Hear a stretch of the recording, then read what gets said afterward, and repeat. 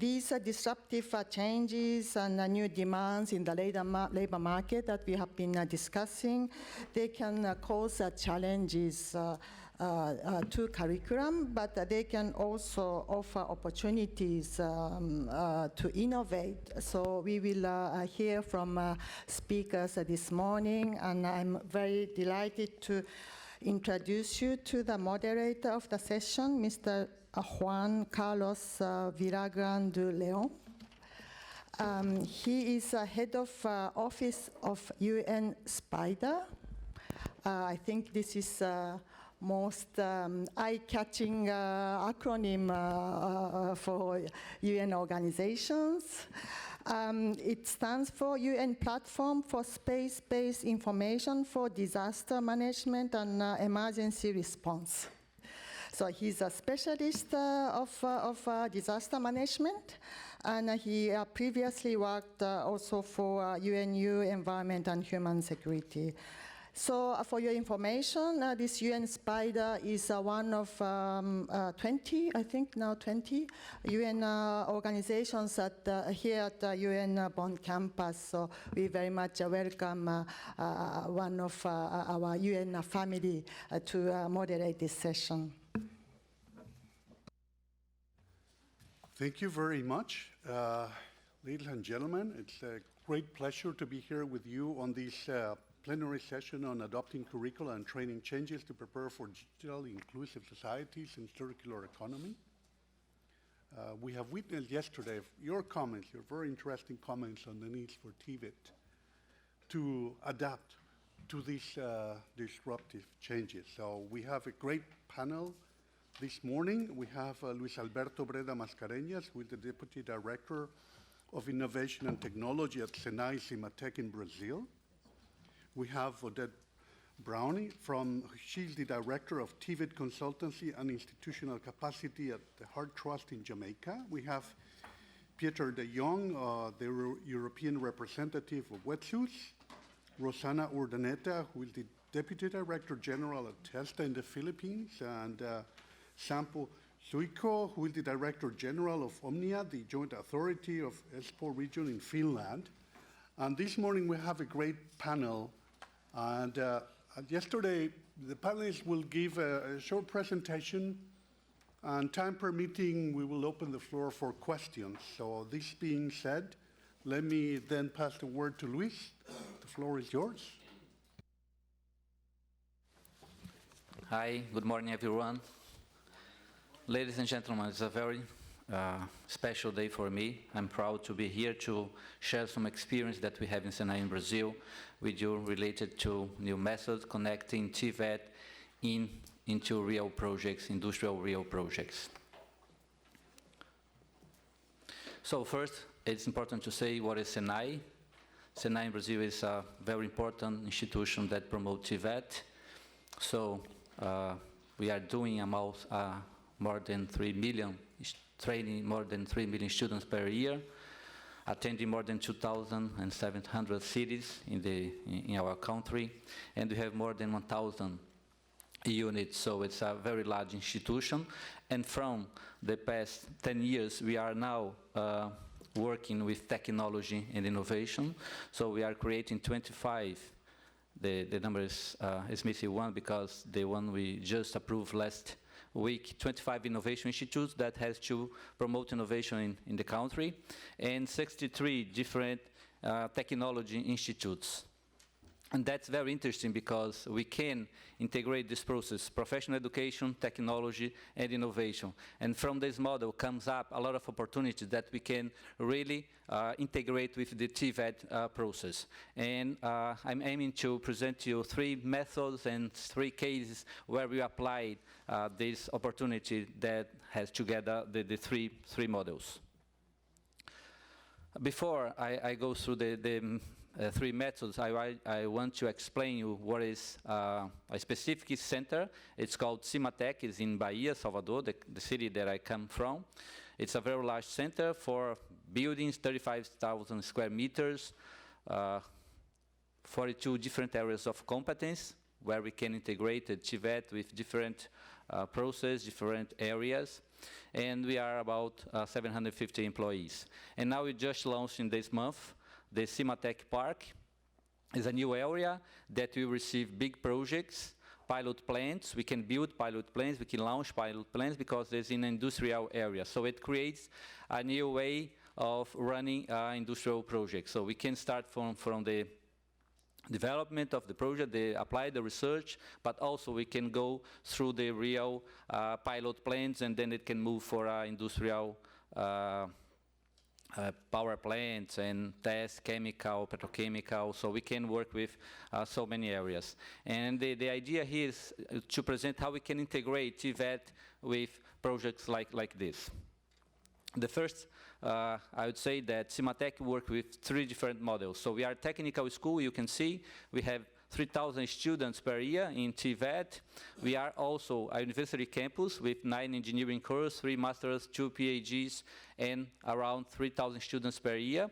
And also, we are R&D center. So we have today 90 different ongoing R&D projects related to robotics, manufacturing, maintenance, automation, materials, and so on. So CIMATEC is a little bit different from a common TVET school, but it has a school, it has a technological center, and it also works with R&D projects. And to explain better, we have to say this integrated model related to education. So we have the innovation in the center, so it's very important to really try to be innovative. So we have to work with active methods. We have to integrate the ecosystem, so the students can really work on R&D, they really work with technology projects, they can be connected with incubators and accelerators, so they really can start business from the beginning of the process. We have to have an updated portfolio, so we are talking about IoT, AI technologies, advanced manufacturing, so sustainability. We can talk about a lot of important topics to really have an update portfolio. And as our friend Tarno told us yesterday, it is very important that the model that we create can be spread, can go to the school, to the teachers, because if you create a very nice model, but it's only one school, it will have not a very nice impact, a big impact. So we have to we have to create models that can be scalable. So now we can go to see those 3 models. The first one is the TELPRAX. TELPRAX is a methodology that we adapt from Fraunhofer Institute here in Germany. The Prinzfall ICT Institute, they work with chemical, but also they develop this methodology. That methodology is based on real projects. So we have to, students have to face real demands, real projects. So it starts from the beginning, from the demand from the industry, and we have to connect the students with this demand. So we apply theory, but they have to do something practical. So they have to propose for this demand a solution for the company, and then they have to apply. They have to create an MVP. They have to create a prototype and show to the company. So the company is the main aspect in this process. We supervise all the process. We can guide the students, but they have to do the job. Just to give you more information, we have to adapt our curricula. So we create 2 ways of the students have to do some projects in the beginning, in the first semester and the second semester, and then in the third semester we teach them how to prepare a proposal, how to prepare a technical proposal for the company, because they have to approve. The company has to approve the project. If the company does not approve the project, the students don't have a project. So they have to be very professional, and in the last semester they have to execute the project. So based on the proposal they did and supported by our teachers, they have to do the proposal. So just to give you some numbers, we are in this partnership with Germany for 12 years. We have 5,700 different projects running by our students, and about almost 30,000 students that pass through this model. And last year, 2017, we get the best international project, because TELPRAX in Germany, they select, they evaluate some projects. So moving, just to give you an example, this is a project that was did by some students.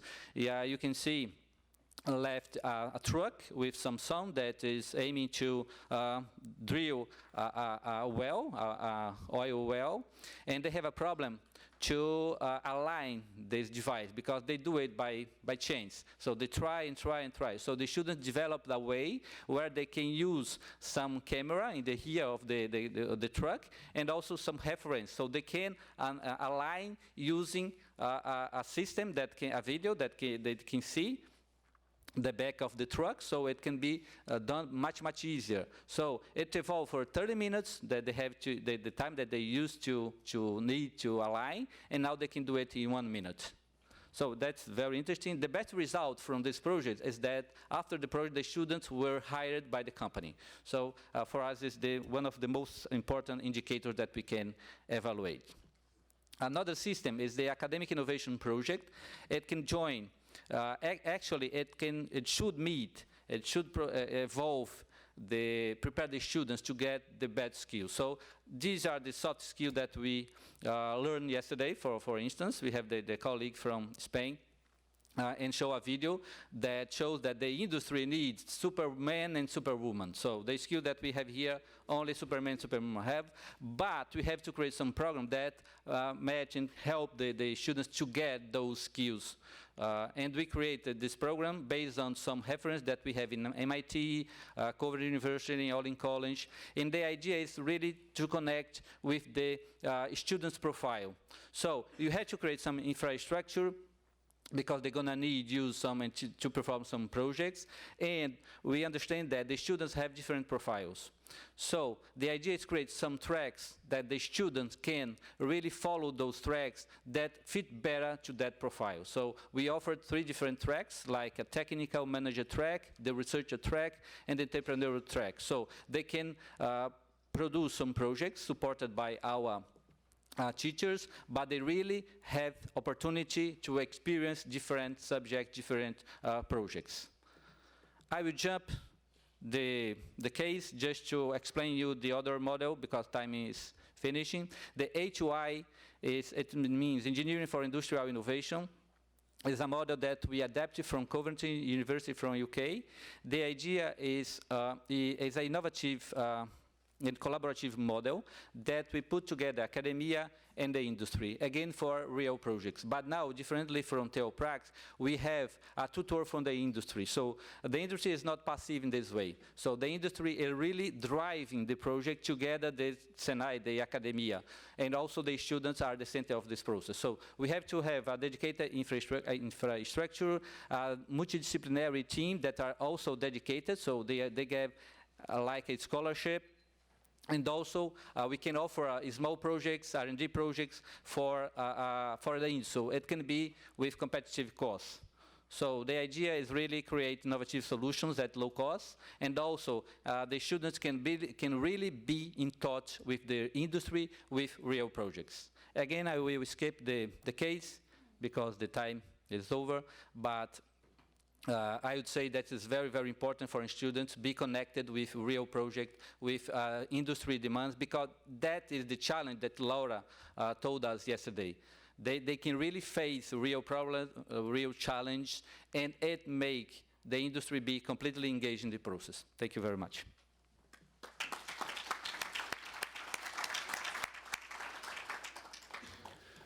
Thank you very much for this very interesting presentation and for staying within the time frame. So I would like to open the floor for questions if you have.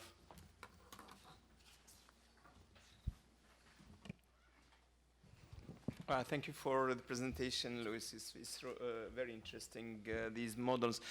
I think you mentioned very briefly about the outcomes, but maybe if you can tell us a bit more, how many people get jobs? Are they getting better revenue than others in terms of the productivity of the companies where they're working? Are they competitive at the national, regional, or global? What additional indicators you are looking at to measure the impact of such investment, because it's quite a huge investment, and where the resources are coming? Are they coming from Senai, meaning from the tax on the payroll, or you have additional resources from the companies as well? Thank you. Actually, the project must be funded by itself.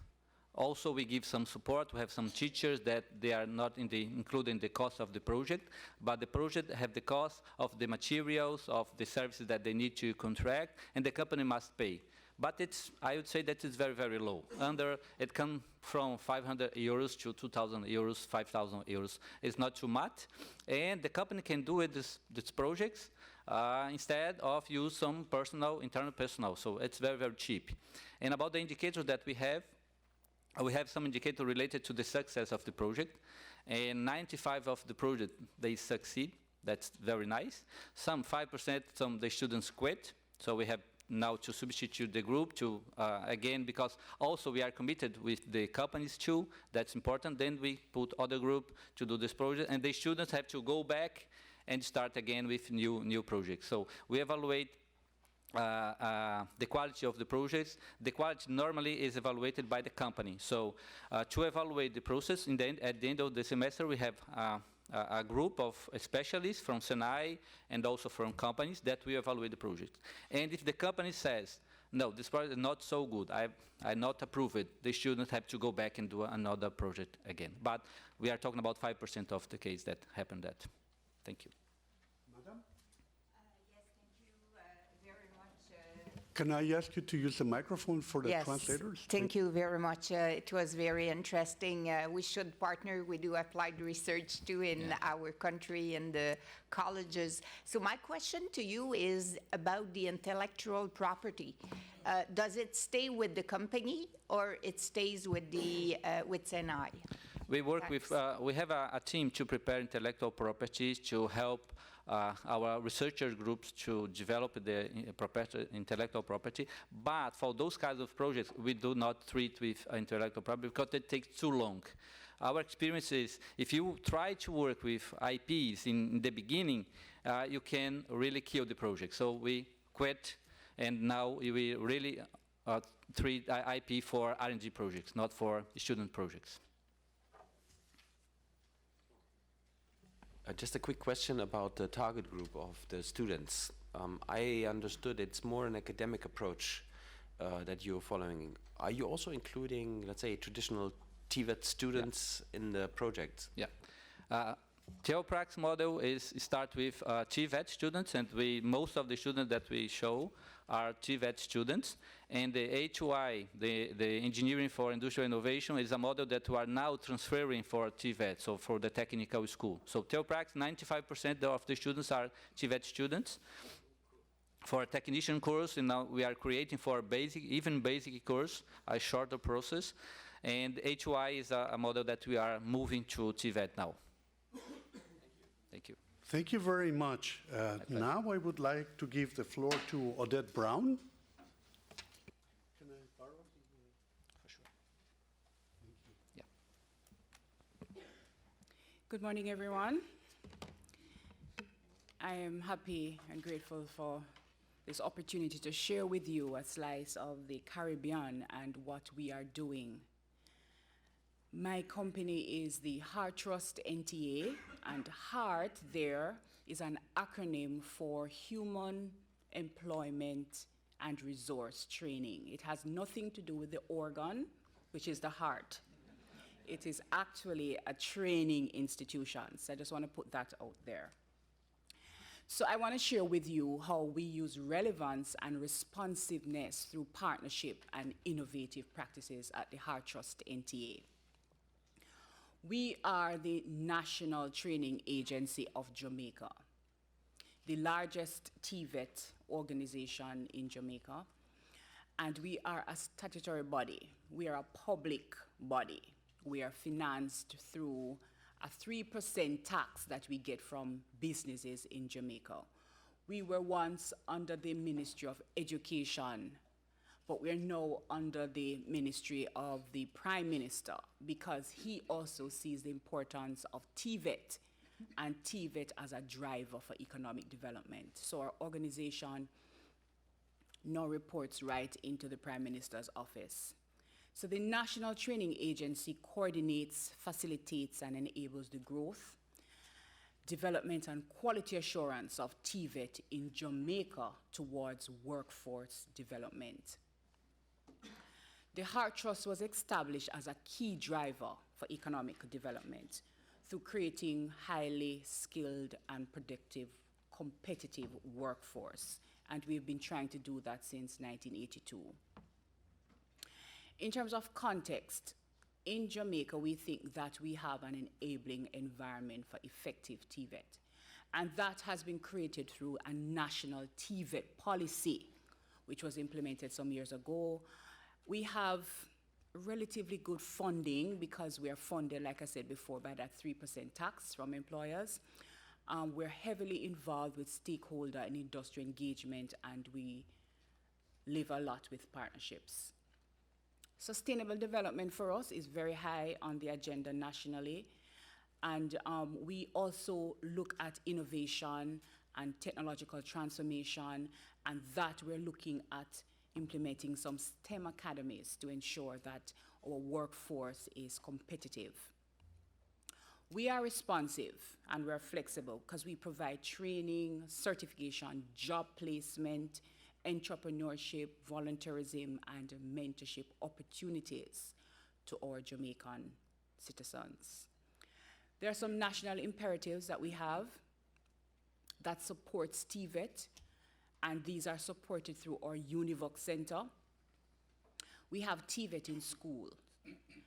That program is quite recent, probably 5 years old. What we have is that TVET has now become mainstreamed in our secondary school system. That was not so quite some years ago. So our secondary system has now appreciated the value of TVET. We also have extension of our secondary schooling by 2 years. So our students no longer leave without some kind of TVET certification. They are able to do so with this extra 2 years. So grades 11, 12, and 13 are the extra 2 years. Our students can stay to ensure that they have some TVET training. And like I said, all of this is rooted in our TVET policy. We have a national unattached youth, or what we call the NEAT project, not in schools, not in education, not in training. So we have a national program, and this allows for inclusiveness of just about everybody. We also have a service corps program that is driven by the Jamaica Defense Force. And we have our initiatives, National Tree Planting Initiative, and we also have a National Sector Skills Council, and I'm going to talk about that a little bit more later. How we are organized, we have 28 workforce colleges and TVET institutes. We are in the communities, and we have 85 centers. We also have national youth service centers, 11 of those. We have adult education centers, because we're in lifelong learning. We have 11 of those. And we're also closely related to the workforce, where we provide solution for the workforce, and also private and public sector partners, where we offer training in collaboration with the Heart Trust. In terms of our curricula and our programs, our programs are based on labor market demand. There are industrial lead groups that ensure that our programs are relevant for the workplace, and it is driven by standards. All our programs are so delivered. The Sector Skills Council that was established some time ago, and we have 9 of them. Those ensure they are led by industry, and they ensure that the demand for skills and the supply of skills are in alignment. There's no mismatch. And so they are very integral in helping us to design our programs. We have partnerships for trainers, which is important, and I'm not going to go through them because you can read, but we have Sinai Brazil, who helped us in the retooling of 7 of our labs and stuff, very high-tech labs, and we're appreciative of that.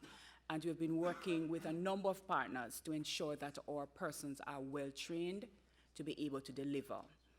In terms of our innovative training approaches, we realize that the Heart Trust, the demands for training in Jamaica is a whole lot. And as a result of that, we partner a lot, I said that.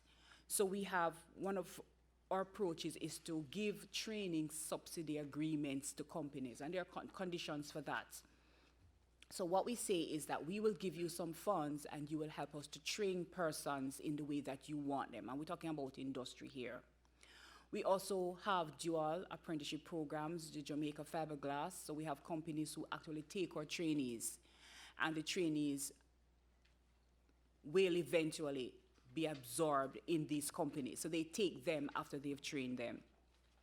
And we also have retooling. Kohler Brand has approached us, and they are retooling our labs to ensure that our instructor and our trainees are very familiar with their brand. We have a geographical information system, and that helps to map our trainees. We know where our trainees are, we know where there are hotspots, we know where the type of training that we need to be able to give to these persons, and it also assists us in reducing skills mismatch.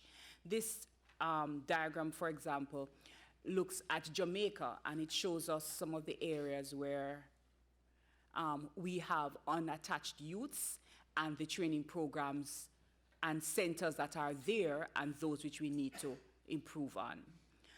One of our other technology is that we are not able to provide access to everybody. We have to have mobile labs. And so we have 5 such labs, electronic labs, we have welding labs, and these labs are mobile, and they go around to the corners, the regions, the parishes in Jamaica to ensure that persons who have training, who need training or need assessment, can be assessed and certified via these labs. We also have a career coach, and this coach also goes around provide coaching for lifelong learning, for persons who want to enter training programs and stuff. The coach is very active. Here we have a picture of Senai, Brazil, and some of the labs that we got from them, very high tech, and we're quite appreciative of those. And we also partnered with Canada as we looked at our solar panel. Our instructors were trained, and the training continues with other persons there. We're also part of World Skills International. We participated in Russia in August, I think it was, and that also is very, it enhances the whole TVET and TVET development in Jamaica. In terms of our emerging skills, we're looking at those. We've identified these as some of the skills that are emerging, and we have already put some systems in place to ensure that not only our trainees, but our instructors are capacitated to be able to offer these kinds of training. In terms of sustaining the environment, we have been doing several things.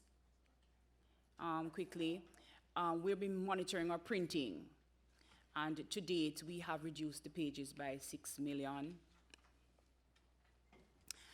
We have a TVET Institute that is Green Globe certified. We have greening principles incorporated in our curriculum, all of them, and we have installed at least 10 training photovoltaic system in 10 of our institutions. We're on a drive to ensure that we plant at least 3,000 new trees between now and March. I think that's it. In concluding, I'd like to say that the implementation of the TVET policy in Jamaica has paved the way for the mainstreaming of TVET within the secondary education system. And this has resulted in a greater appreciation for TVET, not only in the secondary level, but also at the tertiary level in Jamaica. The importance of strategic partnerships and the involvement in international programs such as World Skills has also helped to advance the TVET agenda. And again, we continue to work with our partners, not only at the strategic level, but we do so at the operational level, because they are very intimate in what we do. And our challenge remains the parity of esteem between vocational and academic education. Thank you.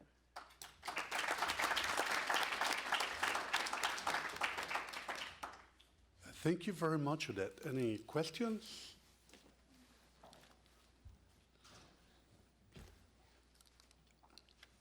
I would have one. Oh, yes. Sorry. Hello, I just want to know, you say that in the secondary school you have a mainstream of TVET, and that you have had 2 additional years at the end of secondary. Is it an obligation for the student, or how can you give more explanation on it, please? It is an obligation. So instead of the students leaving without any kind of certification, the Ministry of Education insists that they become a part of this additional 2 years. And it is also financed through government, so it's no cost to the persons. So that makes it easier. Thank you for this very interesting presentation. I had a question on one of the slides.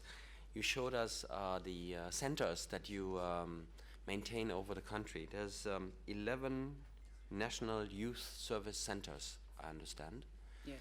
How do I have to imagine? What is a youth service center? All right, so because we are the national training agency, we provide job placement opportunities, not only training, but job placement opportunities. So we have young people who would have left the high school system, they are not currently employed. So these centers provide and facilitate for job placements for these persons. So they can be trained as well as, so it's almost like a dual education. They're on the job working, and we also provide training and they're paid. So it's like an apprenticeship system.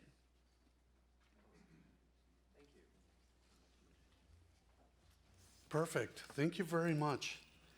Now I would like to give the floor to Peter de Jong from Wetloos.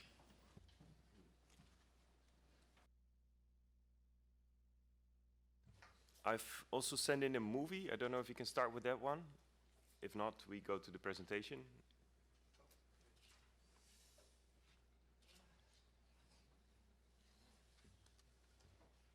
Or we do it at the end.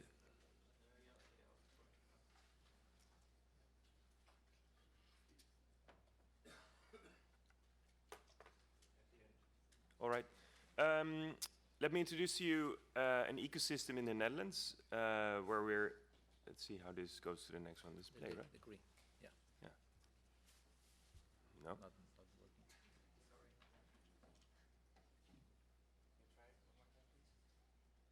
Yeah. Let me introduce you an innovation ecosystem located in the Netherlands, in the north of the Netherlands, a province called Friesland.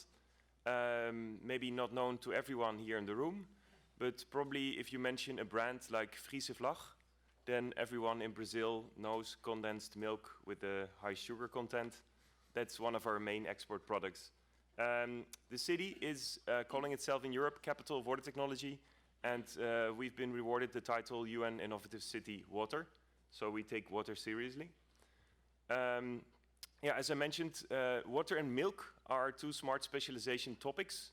Milk for many, many years, but we cannot just double the amount of cows. So let's say the amount of milk we export more or less is a fixed amount. We can do, of course, innovation in the product, but we see water more as an emerging export market. And what you see in the other part of the slide here are the pictures of the institute that was built.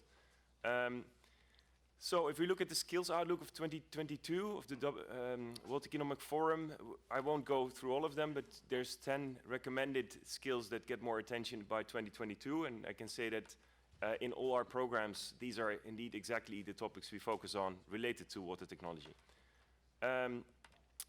The ecosystem itself is composed of various pillars, and in total we deal with every level of education. In Europe we talk about EQF. I don't know if that makes any sense outside of Europe. We deal with actually primary school, secondary school, vet schools, bachelors, masters, PhDs. So here you see the whole learning cycle. We send teachers to the primary schools and secondary schools to raise awareness about water, and then we do education in the whole lifelong learning and also adult learning. So we highly encourage upward mobility. We make sure that all the programs are well connected and that anyone in life can always go up if they want. But we also do upward convergence. The arrow is on purpose pointing down. So we make sure that knowledge from the higher levels also penetrates to the, let's say, the lower levels. So we have a special program for kids at school to make them aware about water, but also have them already do practical tests. We have programs in which the Center of Innovative Craftsmanship, CIV Water, works with companies to develop products with their students and to test them. We have a dedicated lab in which bachelor students work with vet students together on projects, also with projects from companies. We have a lab in which the bachelor students work together with master students and PhD students. This lab is centered around high voltage, and here we look at the properties of water. We've developed a European Center of Excellence for Sustainable Water Technology. in which we are developing the next generations of water technologies for many of the problems worldwide. And by that, we try to solve problems in other industries. So we see water technology as an enabling and emerging industry. So of course it deals with drinking water and municipal wastewater, but you also deal with chemistry, energy, food, and agriculture.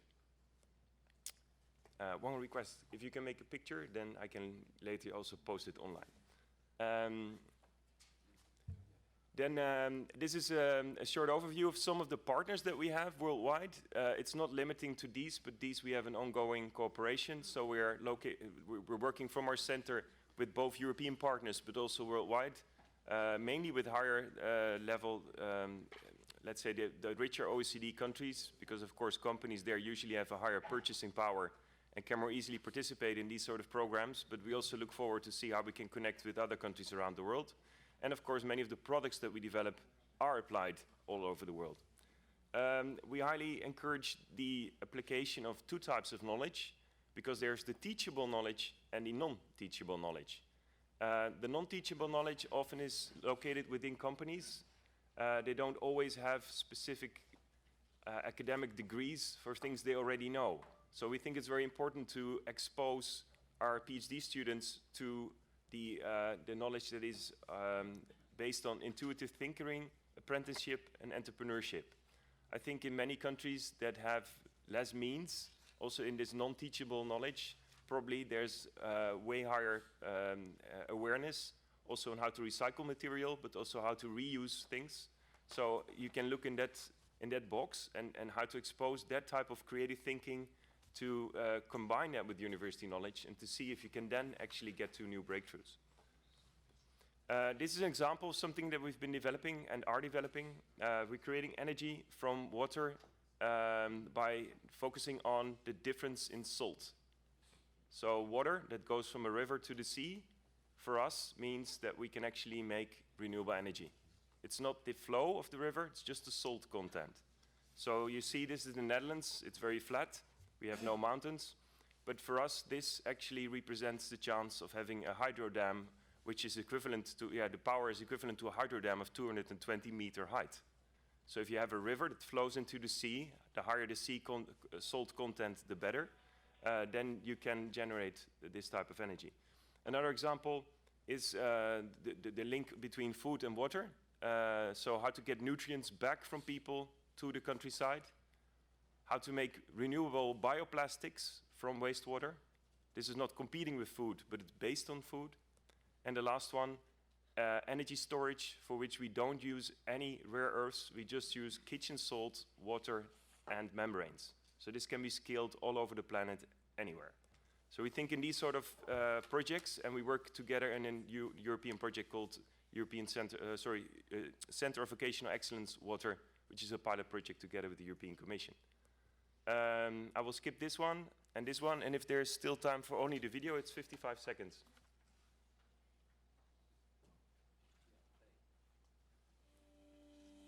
The Center for Innovative Water Craftsmanship focuses on educating employees and students to a vocational level in the field of water and is located at the Water Campus in Leeuwarden.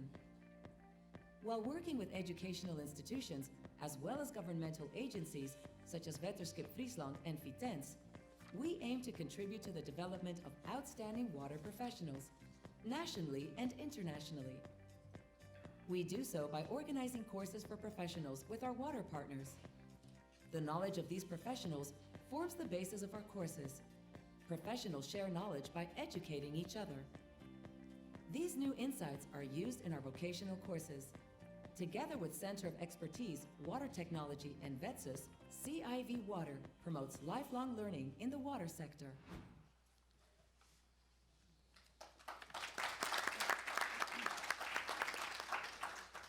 Excellent. Questions?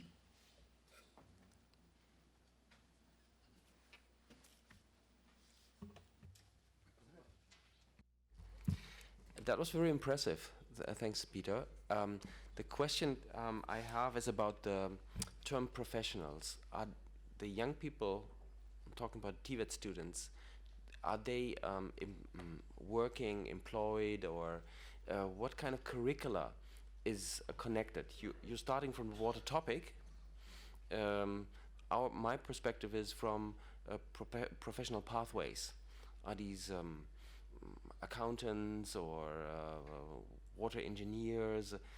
What is the outcome of the participation in the projects? And thank you for your question. Yeah, it's a dedicated track for people working in the water sector. It's not the accountancy, it's the real technicians. So it's linked to drinking water, wastewater, surface water control, algae control in lakes, rivers, and such. So it's linked to 2 schools that, for instance, were already doing laboratory research, and the other one was focused on sampling outdoors. And these 2 were combined to make a new profile, which is linked to the water sector. It's partly paid by the national ministry to connect better this field with the demands of industry. And the curricula that we're developing in our region are now also exported to other schools within the Netherlands. And through the European project that we recently won, we try to see how we can connect curricula developed with other regions in Europe and maybe even wider. Yes. Mm-hmm. I have one question from the side of the UN. In the Netherlands, you have the International Hydrological Education Center, IHE. How is the link? Is there a link between these 2 efforts? There's indeed a link. They're one of the partners we work with. So in that sense, there's a strong link. But in the other end, we do complementary things. We work on the real innovation side, developing new products and technologies, and to see how to use them in practice. And we have a frequent contact with IHE in Delft. But in a way, they're also separate initiatives, indeed.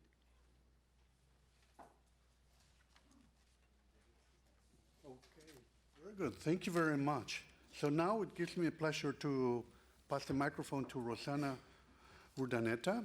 Rosana, the floor is yours.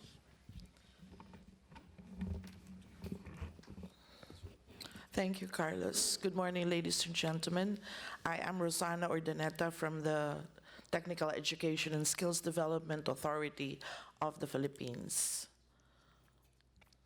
Let me walk you through what is TESDA. TESDA is the government agency mandated to manage and supervise Philippine TVET in order to produce skilled middle-level workforce.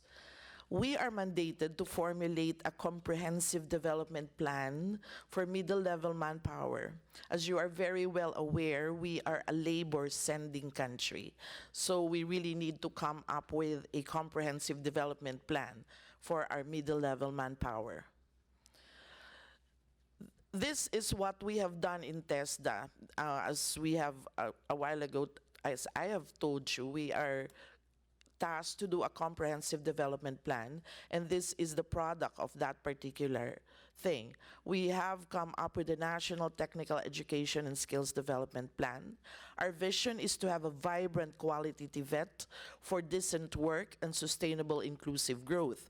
We have a 2-pronged strategy, and that is TVET for global competitiveness and workforce readiness, and TVET for social equity. In that plan also, we have identified the 8 priority sectors that we want to dwell in, and that is tourism, construction, IT BPO, transport communication, manufacturing, agriculture and fisheries, health, wellness, and other social services. Of course, we have also the NTSDP objectives. We want to create a conducive and enabling environment for the development and quality service delivery. We wanted also to prepare the Philippine workforce for the challenges posed by the 4th Industrial Revolution. We wanted to assure industries with high economic and employment growth potentials are provided, and that requires quantity of quality workforce, directly and more vigorously address workforce needs of the basic sector and disadvantage, and instill values and integrity in the conduct and delivery of TVET in the whole sector. The 4th Industrial Revolution framework that we had also developed in TESDA is we wanted to equip the learner with STEM-related skills, essential skills, and emotional skills. This is what we want to envision as a learner, as an outcome to the training programs and skills development interventions that we do in TESDA.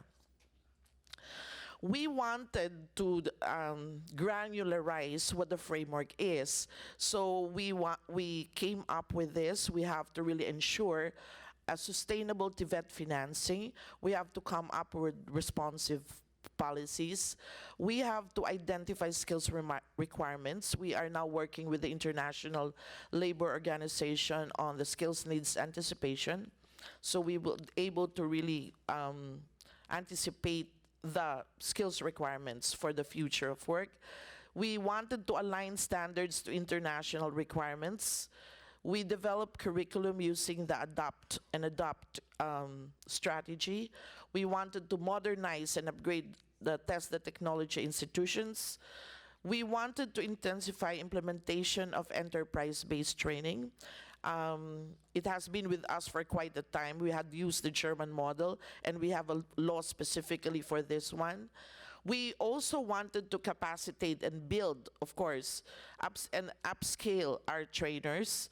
And of course, we wanted also to look into and dwell in industry certification, develop culture of research in TVET, and the capability building and upskilling of our own TESDA human resources for us to be able to really cope up in the fourth industrial revolution. Let me now move into what that particular item I am about to present. It's about STEM and how we really try to integrate it in our curriculum. The Philippines has been not so successful in really trying to make women go for STEM. There are a lot of the graduates of STEM have TVET programs. As you can see, there are more males than females. Only in the ICT sector that there are more females, because we are dwelling on the contact centers. That's why there are more females in the ICT.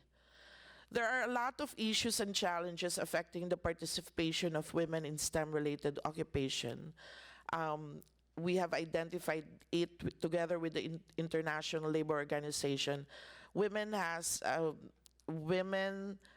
hard time going to STEM-related occupation because they're having a difficulty in balancing work, family responsibilities. There is significant lack of female role models, an attractive perception of existing STEM-related jobs, and limited mentoring and workplace-based lifelong learning. So with this, we wanted to respond to all these challenges. TESDA came up with some policies regarding this particular gender-sensitive programs. So we came up with Introduction to Gender and Development, Women Empowerment.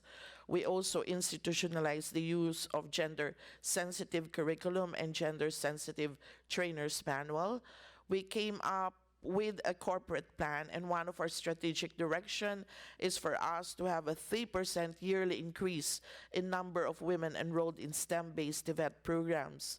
And of course, we came up with a TESDA gender and development focal point system. We have been working on this to attain a gender-fair TVET since 2013.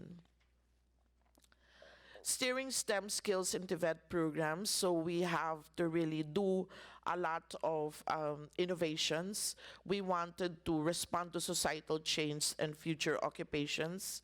We have also emphasized on really focusing on advanced STEM skills. We have elaborated the STEM knowledge and skills in our TESDA training regulations and taught it contextually.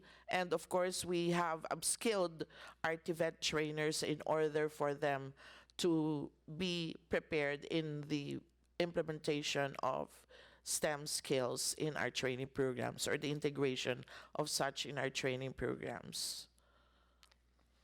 This is a sample of the training regulations and contextual learning matrix that we are developing in TESDA. So in 2D game art development NC2, this is in information and communications technology. The training regulation is the basis and standard for which we provide all our practitioners in TVET the necessary standards, competency standards for a given trade or qualification. Before we come up with a curriculum, we come up with a contextual learning matrix so that we would be able to really have a platform for us to be able to come up with a curriculum. So in that particular contextual learning matrix, STEM, delivery of knowledge requirements for basic, common, and core units, specifically in the areas of mathematics, science, and technology, are well articulated. This is another sample, this also. So Women in STEM Workforce Readiness and Development Program in the Philippines. We also have a partnership with JP Morgan.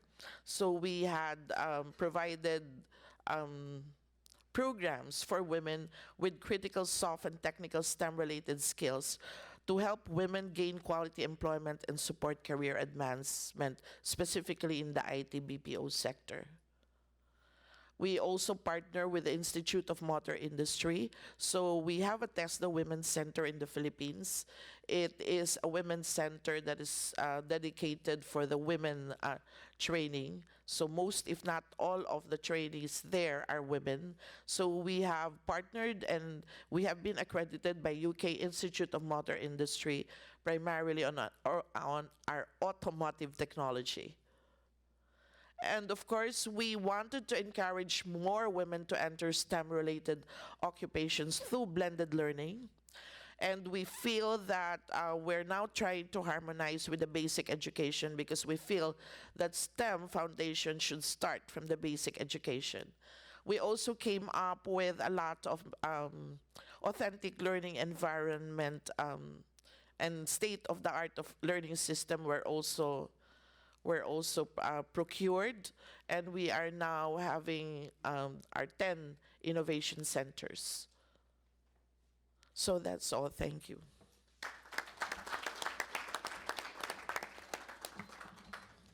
Questions? Thank you, Rosanna, for an update on what TESDA is doing, and it's really amazing what you are doing for gender equality. This is a key element of the Sustainable Development Agenda as well. The last time I was in TESDA, there was the challenge of articulating TVET with higher education. Did you make any progress on that? What are the new developments? Because this was one of the core challenges to my memory. The Philippine Qualifications Framework has been enacted as a law. So we're now trying to harmonize with the higher education system. There's this Philippine Credit Transfer System that we're trying to work with the Commission on Higher Education and TESDA for us to be able to really provide a platform on how the higher education will credit some of the qualifications in the middle level manpower tract.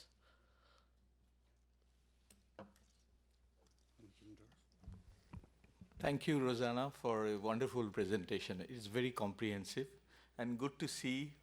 I was very close with TESDA, as you all know. Good to see that how much progress that has been done by TESDA. It's really good. My rather questions, not specifically to you, but to the panel, you know.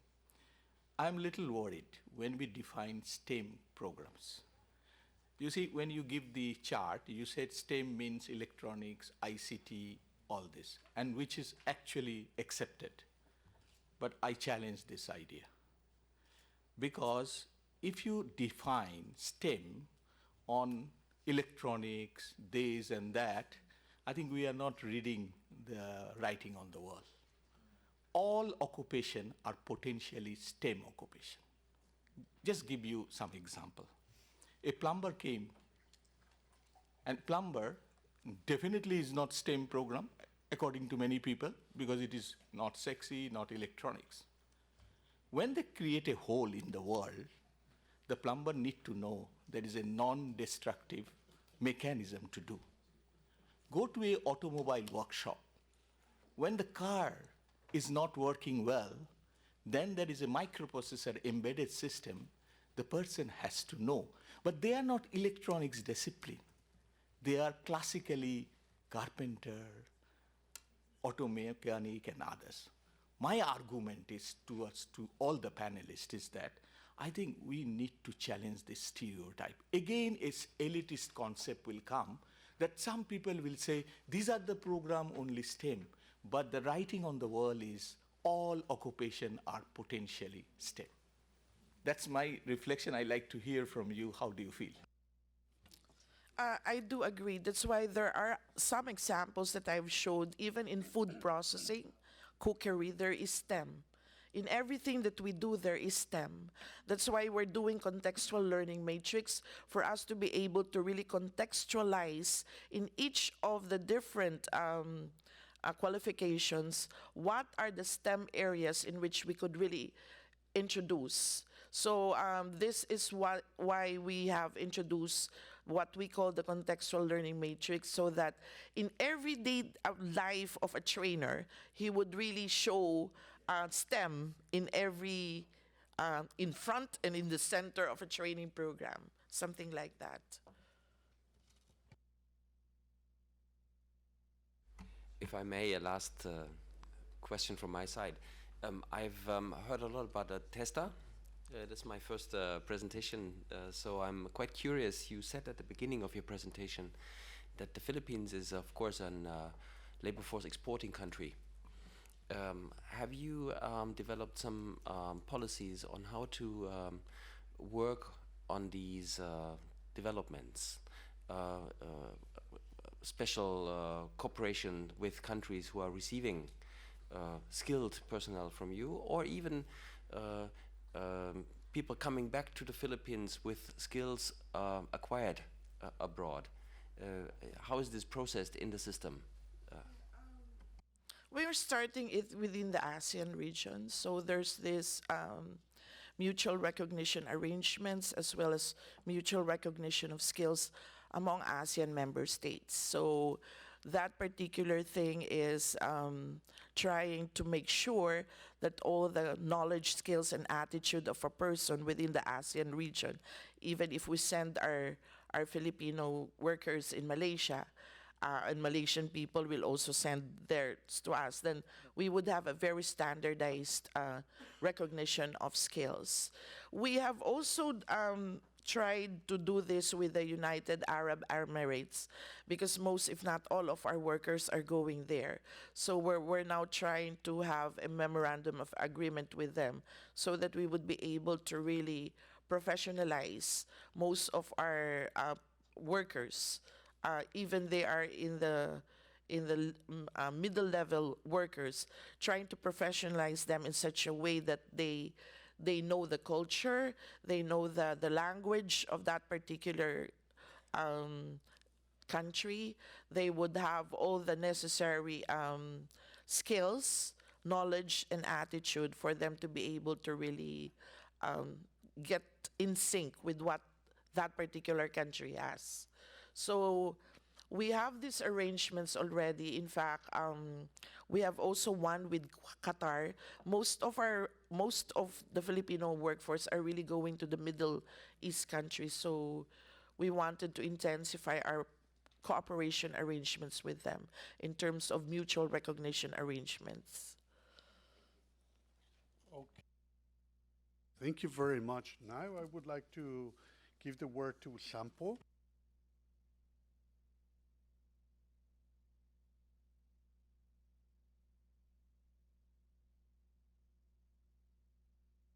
Good morning after joyful evening, so my legs would rather dance than sit here.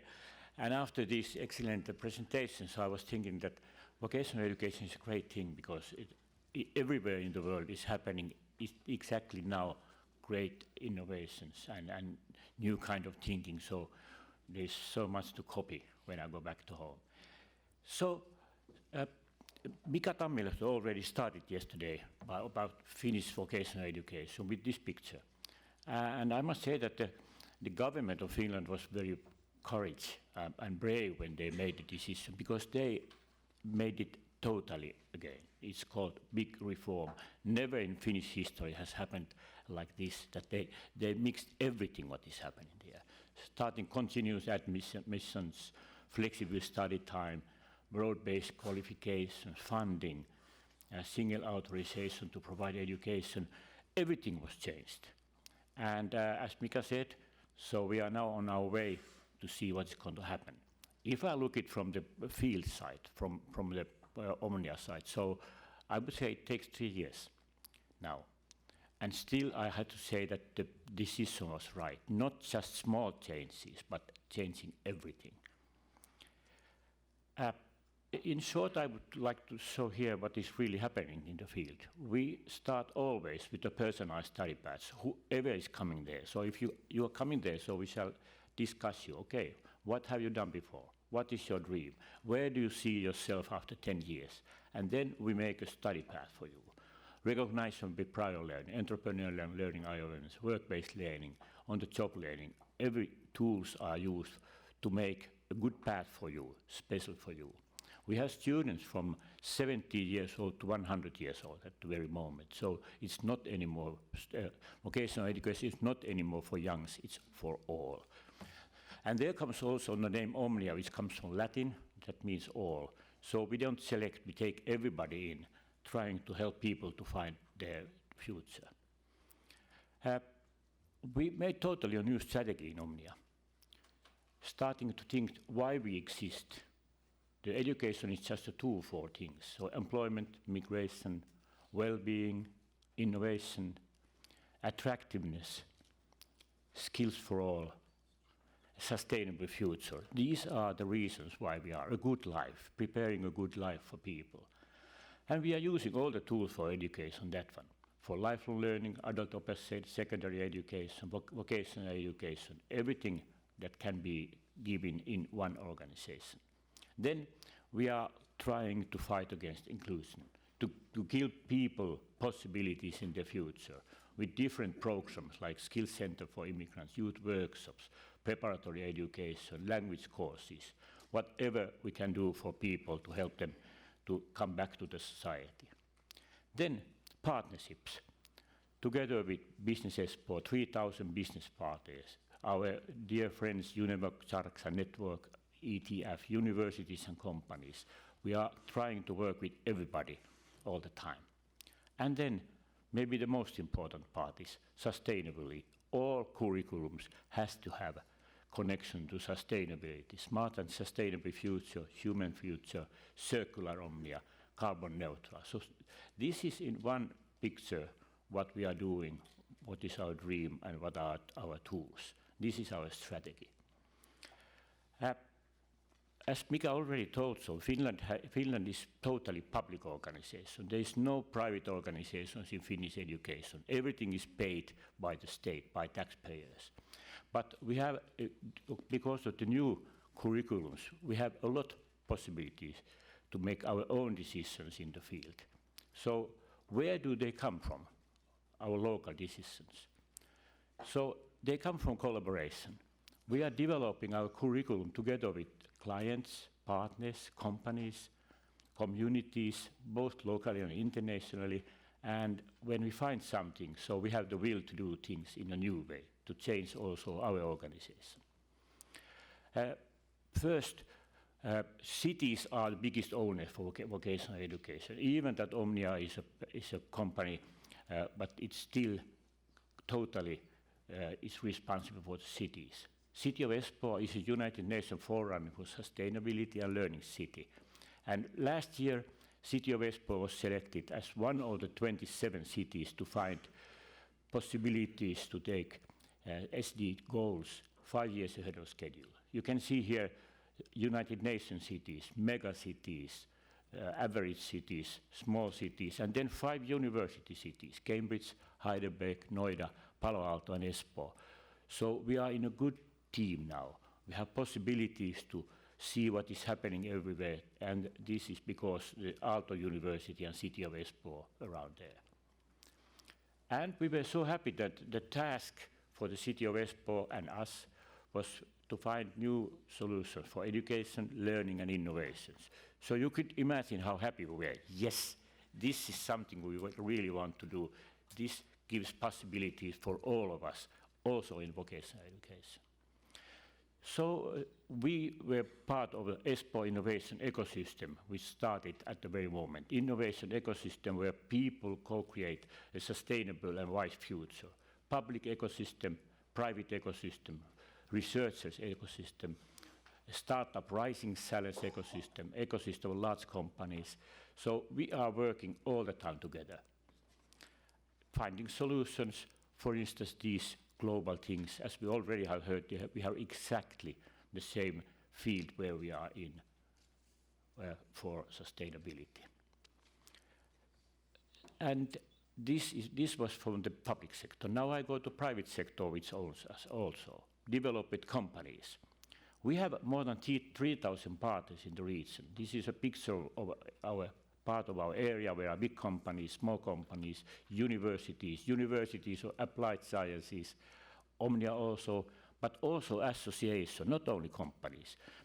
So the normal people who have taking part to kind of associations, sport association, cultural association, whatever, are in the same picture because we need them and they need us. What are we doing here? Content of education in cooperative with companies, new learning environments, solutions for developing working communities, on-the-job learning as a part of each vocational qualification. Creating new company competencies. There we need active teachers inside of the companies, new forums for student teachers and entrepreneurs. Entrepreneurs in Omnia learning environment. So our doors are open every day for companies. We have companies inside our campuses. One example, we found out that actually the companies need us. We don't need companies as much as they need us. They need skillful workforce. But it was separated. The help which Espoo City was giving to companies was separated as public sector, private sector, Helsinki Region Chamber of Commerce, Federation of Entrepreneurs, Espoo Marketing. So we built one good coalition there, working together in the same building for the companies. Then most important thing for us is self-esteem and skills for all, leaving no one behind. Even in Finland we have this problem. Too many people without hope, without future, without anything.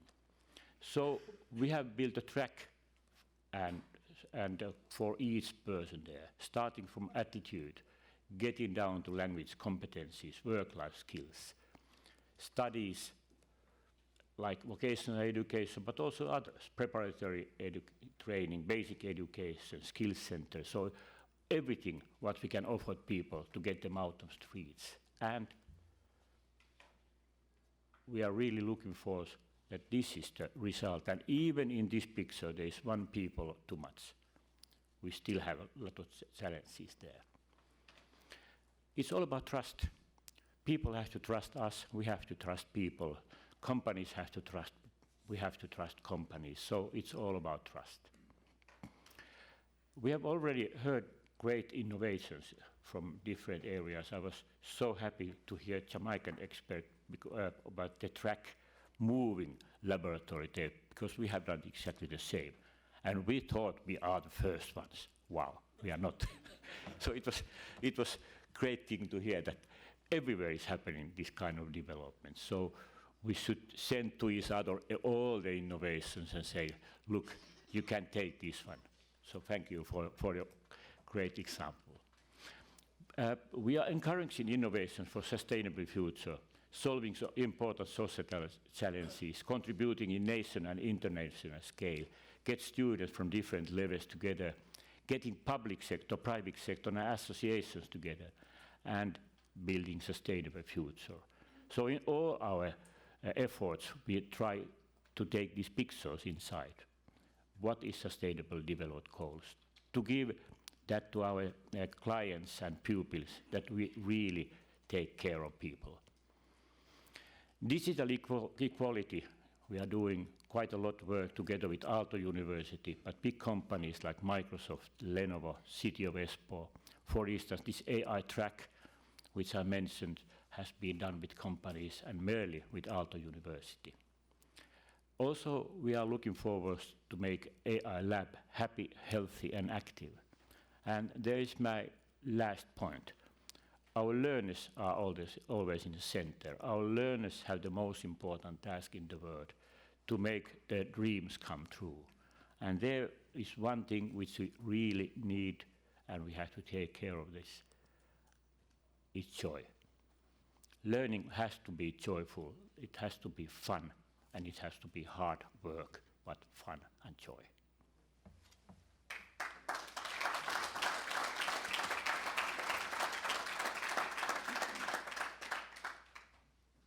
Questions? Yeah, thank you. It's very interesting. I would like to know, like, if you have this individualized learning approach and you acknowledge the single person, what does this mean for the curricula you use? Because that means everybody brings different skills or different recognition of prior learning. So, I mean, this has to be a very challenging task for you, I guess, to find the right things to put together. Yeah, this is exactly the question which I was afraid of. Because think as a teacher that you have a group which is about 20 people. Next week is 18. Next week is 6 people from age to 17 to 50 years old, coming and going all the time. And they all have individual curriculum. So it's so demanding for the teachers. As I mentioned, we have tried it now for some time.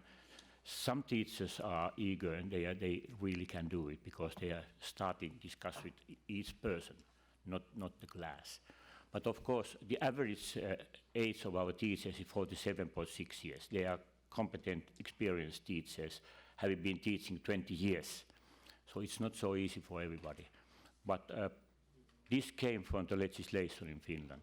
We are open for all, and we are looking forward to change the whole curriculum. The whole education project has been changed. So please come back after 3 years to Finland, so I'm going to show you. I hope so.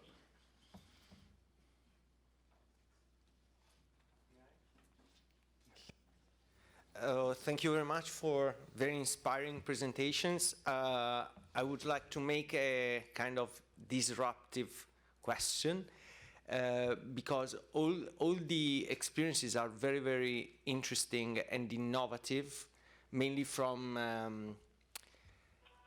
let's say, technological point of view. But I was wondering, there are several movements now at global level promoting social emotional learning, and Rosanna mentioned emotional skills. You, Sampo, mentioned this lab for happiness. Or I was wondering, in your experiences, how, if you work on that, and how you work on these kind of skills, emotional skills, life skills.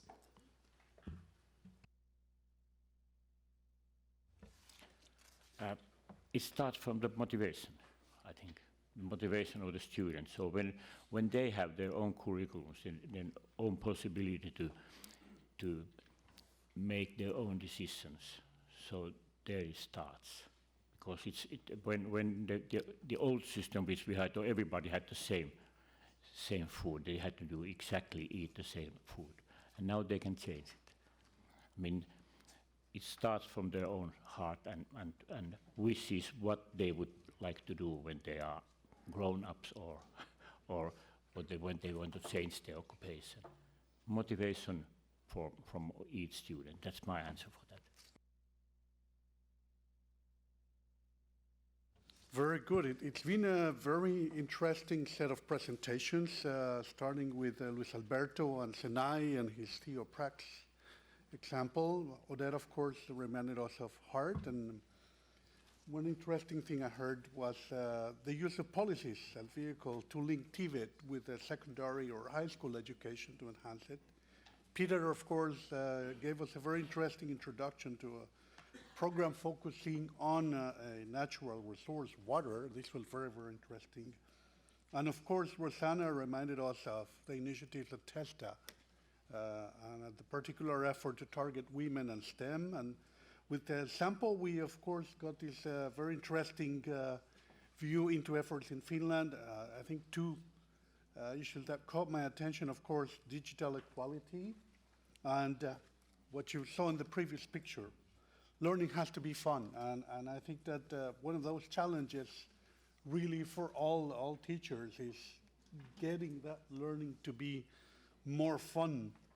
And this being said, I would like to open the floor for questions for all panelists, but let me ask you first a question. What would you expect from policymakers? And this is a question to the five of you. What would you expect from policymakers and other stakeholders so that your efforts on the ground can be catalyzed? What would you answer to that question?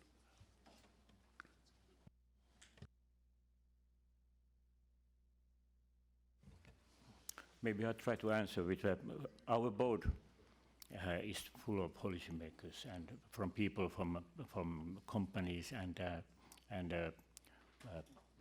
politics, and they are there to help us. They have the keys to go deeper to companies and the public sector too. So actually we are working in the same boat now. Exactly, they are helping us every day to getting better possibilities to go deeper to companies and also the public sector. And that gives our students a lot of possibilities. And at the very moment, I would like to say that sustainability and inclusion are very near to Finnish policymakers' hearts. So they are really trusting that this is the right way to go.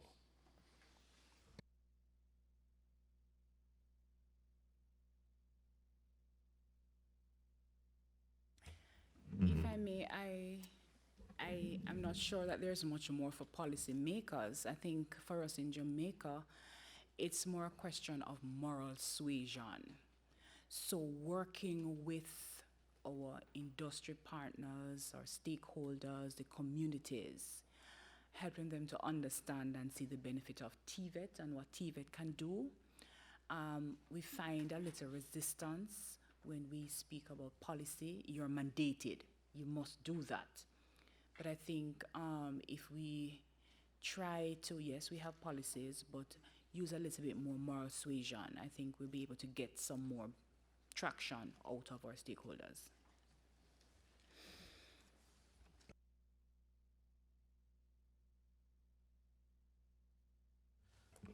I would like to add some points. First, we expect that they are flexible, because if they put everything in the laws, in policies, it means that you're going to be very far from the reality of some local places. So we have to balance international and national issues that must be considered, but of course we have to consider the local context. If you don't have this, it's very hard to engage the students in this process.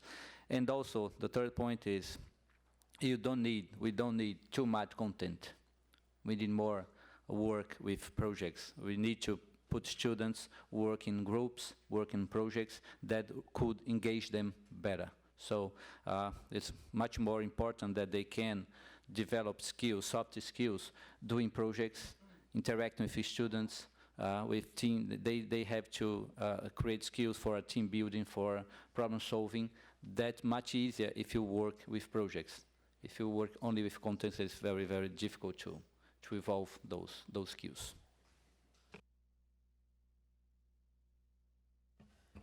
I'm expecting a responsive policy that is a result of a consultative process from bottom to up, because there's a tendency for some policymakers to really just look at the, shall I say, look into the forest but not really on trees. And I wanted I think TVET practitioners wanted policymakers to be more engaged in terms of conversation and dialogues, frequent conversation and dialogues, for them to really know what the real deal is in terms of implementation, in terms of what we really need in advancing innovation and learning in TVET. Yeah, I think most things were already said. In our perspective also, what you need is having the right amount of flexibility in a local setting. So many times you have national programs, but do you really allow the region to evolve its own unique approach? And luckily, recently, we were able to do that, and we are now able to show some success of that. But many times, policies are more focused on what happens in the capital without focusing on what is needed in the region. So I think it's also important that policymakers allow for this flexibility to address the regional needs, and this, of course, includes the different stakeholders, such as the companies, the students, the schools, etc. Because then I think you can better evolve an innovation ecosystem that makes sense in the local setting, but even can have an added value on a European or even global level. Thank you, Chair, for giving me the floor. I think that we are all facing one important aspect that is not mentioned very clearly. Yesterday, we had those two young students that shared their experience. And obviously, in the past, we have been focusing on, and because you mentioned policy makers and policy, we have been focusing on the governance of TVET system, bringing social partners. But today, we need to create space for young people, not as a beneficiaries, but as stakeholders. And this is something that requires more than just considering them as a student learning or involved in a project. This means that we need to give them a place in the governing of the institution we are creating, in the decision making, in the partnerships. And this is a challenge because we have tried through UNESCO to work with the Youth Association, but it's a challenge because you have to capacitate those young people to be stakeholders, not only beneficiaries. And it will be interesting to know, for example, CIMATEC has very impressive, but is in the governance board of CIMATEC, you have youth, you have representative of youth organization. Does that work? I think we need to learn from each other. We don't have a miracle receipt, and in any case, this will be depending on different contexts. But Omnia was referring to this. If it is about happiness, it has to be happiness with engagement. It cannot be happiness and beneficiaries. So I would like to put this as a challenge for all of us. We need to raise the voice of youth. We need to bring them on the table. How? This is a challenge for all of us. And we need to learn from each other. Thank you.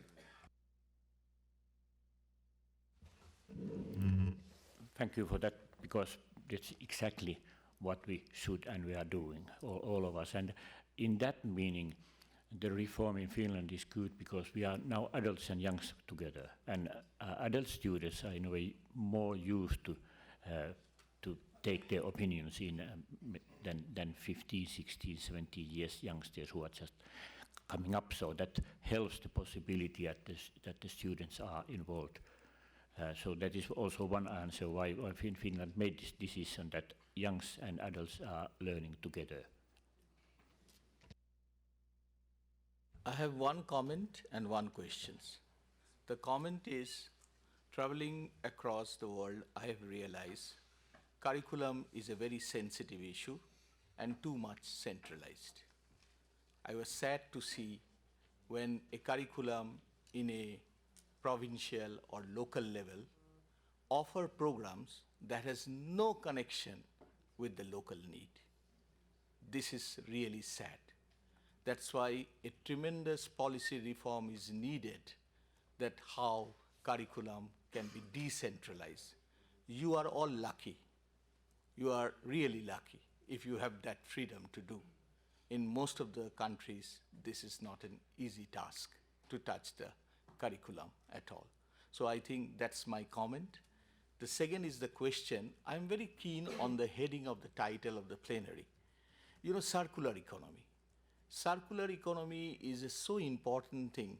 And I know Omnia, you all are doing that circular economy. Can you tell me that what is the impact of circular economy and what type of new occupations and others are coming which can be a very good learning for all of us, because we have not yet experimented that in a large way.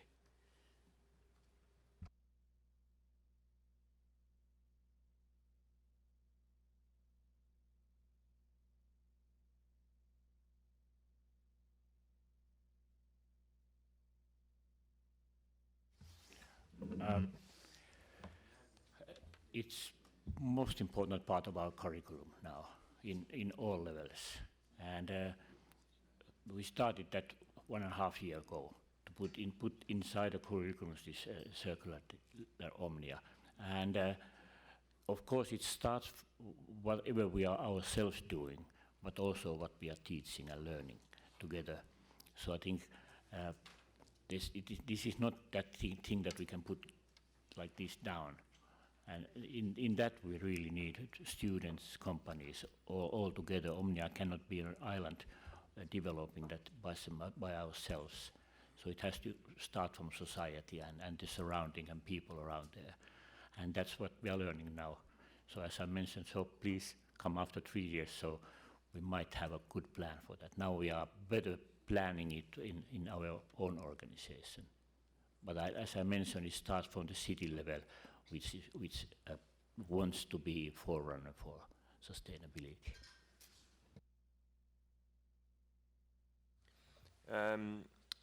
I think in part the solutions in the circular economy are also coming from sectors in which currently are not involved in that topic. And the whole food chain of the planet at the moment, 7, 8, later 9, 10 billion people, what we basically do is we harvest rocks called phosphate rocks. We smash them, we extract phosphates, we put it on the field, we grow crops, and then we flush the phosphate down the toilet into the sea. That is what we do on a daily basis all over the world, in the richer countries more, because we can extract more. But at the moment, it's not circular. We have removed human being, 7 billion people, from nature. Agriculture, to a large extent, is a form of organized nature. So how to get the humans back into contact with the fields, then you have to find a solution at the humans. After that we ate the food, how to get the nutrients back. And then of course we don't want any diseases to go back to the field, so you need sustainable solutions that work. But that's some of the things we focus on, because we don't have phosphate rock for another 300 years. So the less phosphate rock we use today, the longer the easy future of humanity there is. So these sort of solutions we are developing.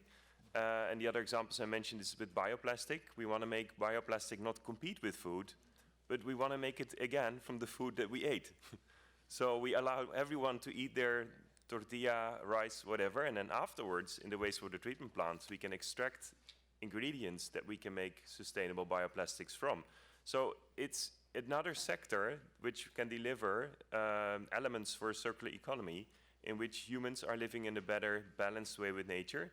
And in our case, it's from the water sector, trying to deliver things back to other organizations, and we try to inspire the youth to be part of that and to develop these sort of companies that can do that, and then later export these solutions around the world. And in this field, also the VET students are of extreme importance to help startups to develop the new products and to see how to actually run them.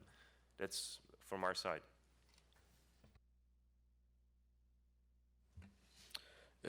My question goes to everybody in the room, not all at the plenary.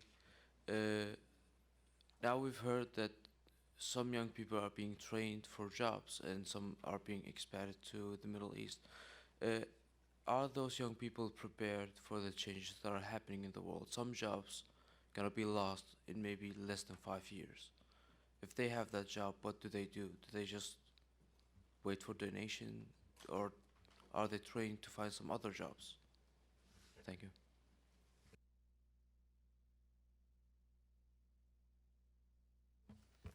I can start. That is a very good question. Actually, because that we should not create new curricula only based on content. We have to create curricula based on project, based on competence that we have to help students to create. So we have to be, our teachers have to be facilitators. So they have to really start the process of gain competence of the students. So the market is changing so fast. We will learn that very well. But how to do the process where you have the students completely ready to evolve is the question. So the students must be trained, they must be teached to evolve. We have to teach them to learn. They have to learn how to learn, because the world will face new change every day. So I guess the main answer goes straight to create competence that are more basics, and from the base they can evolve to what will face them in the future. Okay, with this last answer, I would like to kindly ask you to thank our panelists for this great panel.